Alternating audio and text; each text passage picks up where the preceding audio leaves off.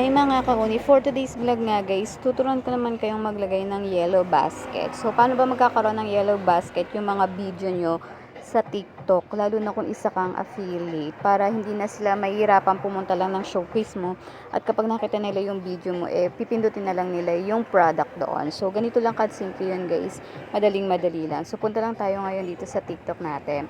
And then pag nandun ka na sa menu mo, dun sa may profile mo, click mo lang yung TikTok shop creator. Ayan. So, lalabas na dyan yung inyong, papunta na yan sa gallery nyo. I-click nyo lang yung video nyo or yung picture nyo. Basta yung video na ginawa nyo ng yellow basket. Ayan. Kapag ito na yung, kunyari ito yung pinopromote mong dress. Ayan. So, para mapunta tayo dun sa yellow basket na yan, kapag ready na yan, yan, i-edit lang natin yung number. Like, gusto mo pahabain mo yung video, lagyan mo ng sounds, ayan, kapag okay ka na dyan at na-edit nyo na yan, direct na tayo, i-click mo lang yan.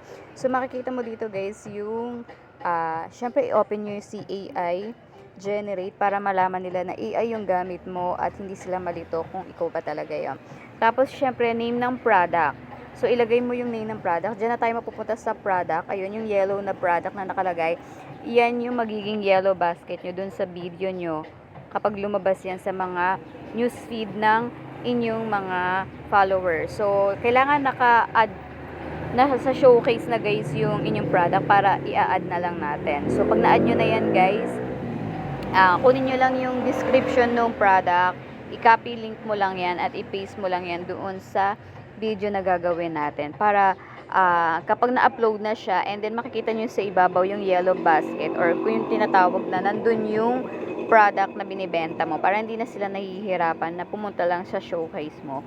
At pag dumaan yung video na yan sa kanilang newsfeed, i-click na lang nila yung yellow basket at makaka-order na sila. So, ganun lang kadali kung paano maglagay ng yellow basket dito kay TikTok. Super dali lang, super easy lang siyang ilagay. So, at saka ang ganda ng bentahan dito guys. Sobrang laki ng mga commission na makukuha nyo rin pag naipon nyo yan. So, ayan, ganyan nga guys. So, ipapakita ko, wala pa yan dyan. So, para makita mo yan dyan, punta tayo sa aking profile. And then, sa mga video natin, ayan, i-click natin yung in-upload natin. And then, makikita mo sa ibabaw yung yellow basket na tinatawag. Ayan, ang yellow basket. So, pag kinlik mo yan, madadirect ka na dun sa product at pwede ka nang bumili. O, diba guys? Tapos, kapag bumili yung mga followers mo, sa'yo mapupunta yung commission. O, diba? Bonggang-bongga. Kaya kung ako sa inyo guys, i-try nyo na yan. Thank you for watching!